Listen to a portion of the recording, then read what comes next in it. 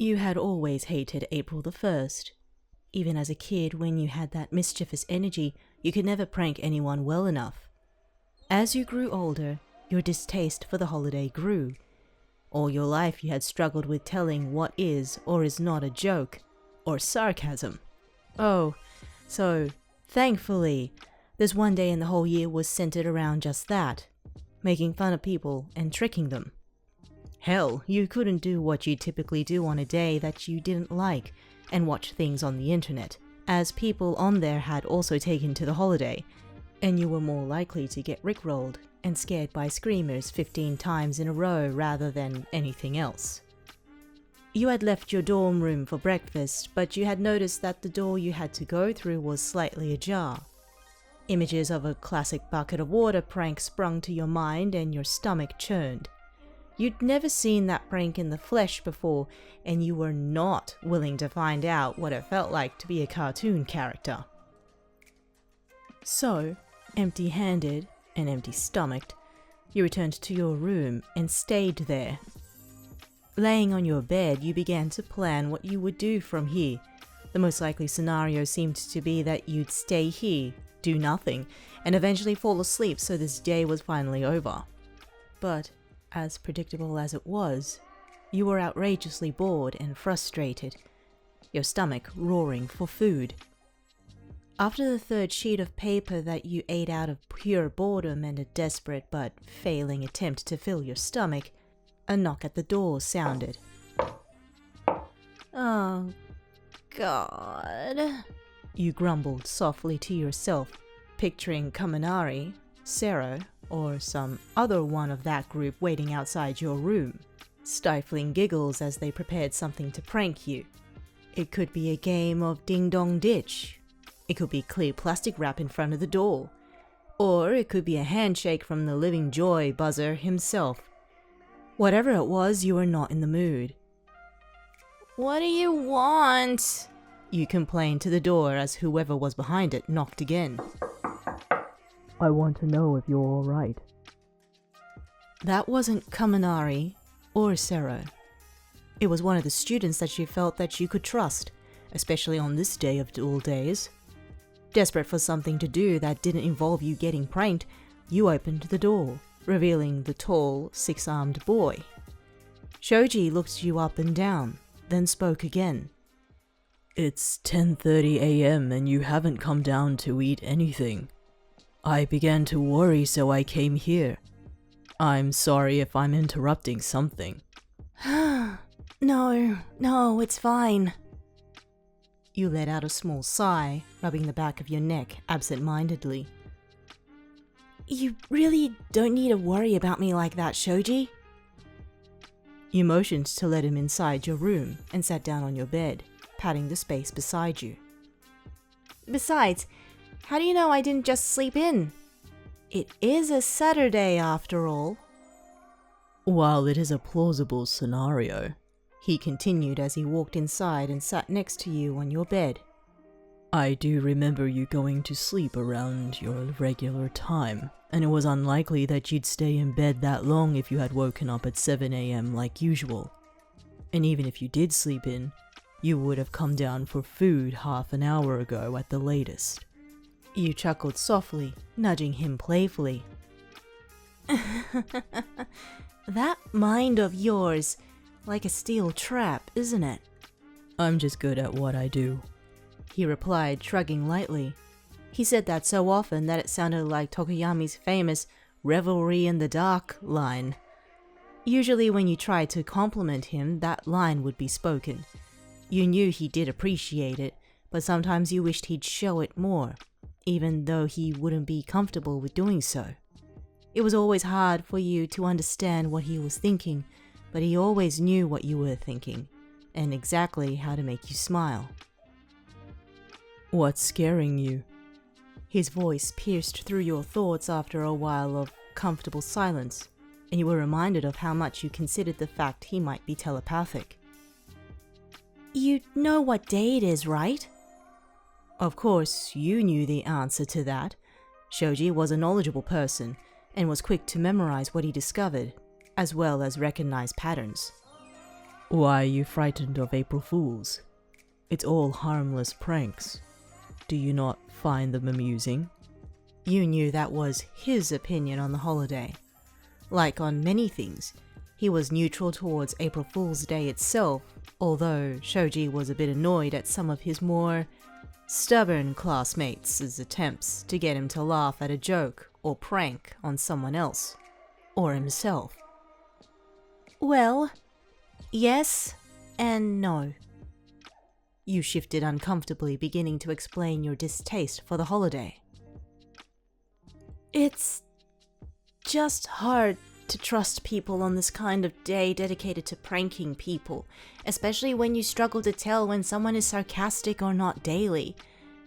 I can't even avoid people using the internet. Even that's too risky.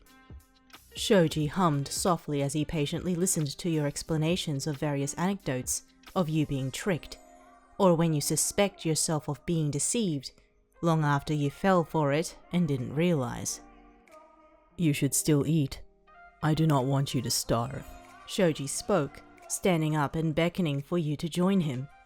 You were about to interject, suspect that he didn't hear a word you said. Don't worry.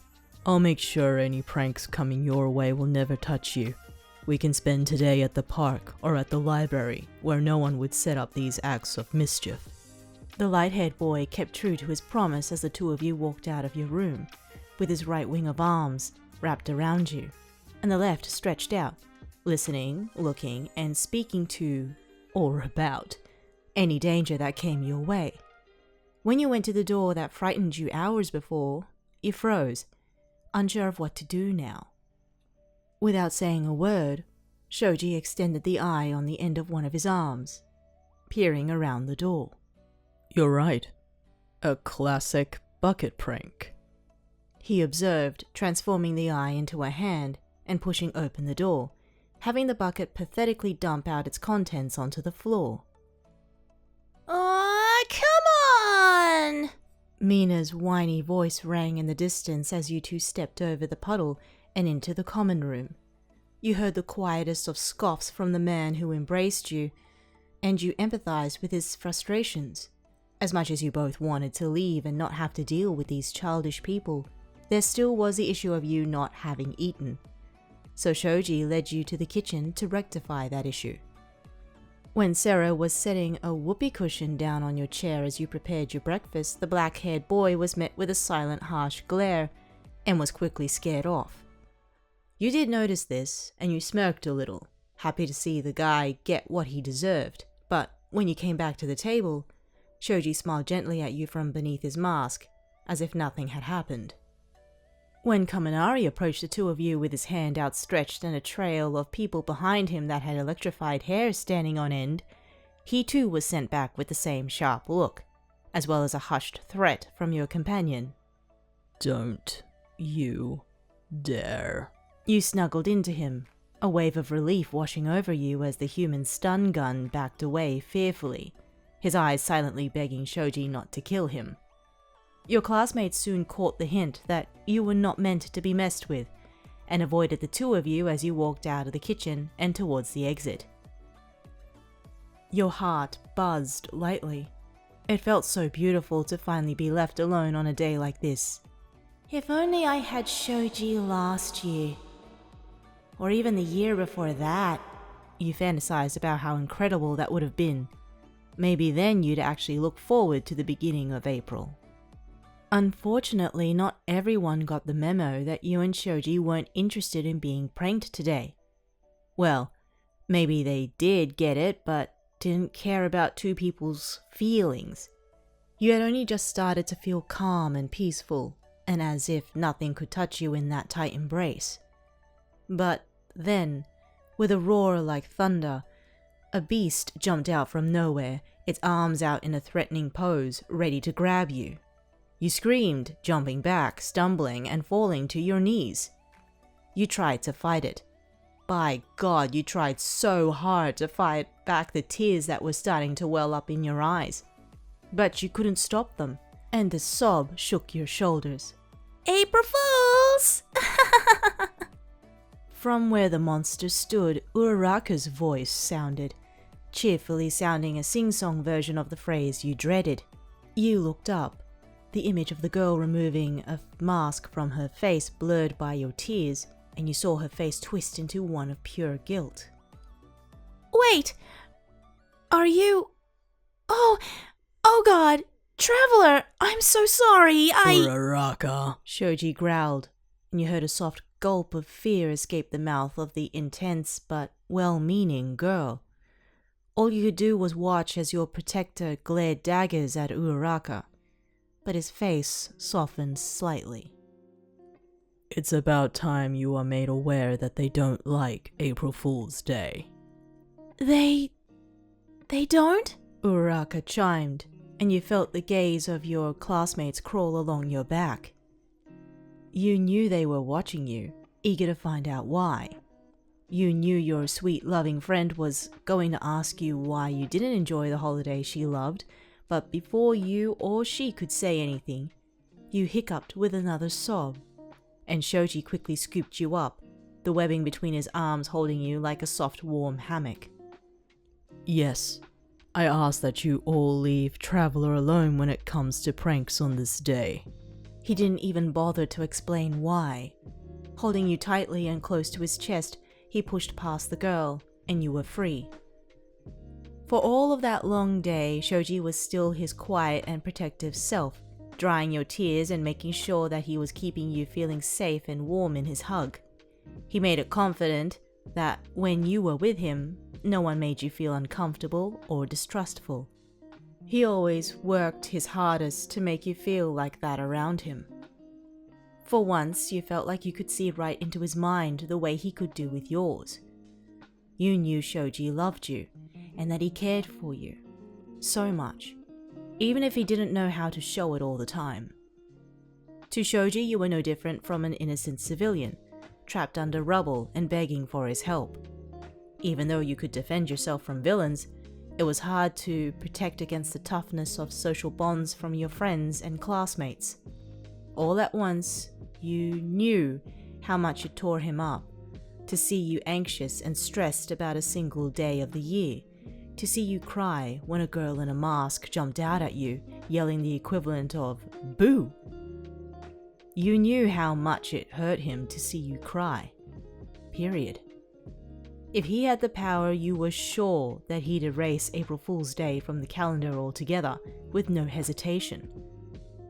If only to make it so that you felt safe forever.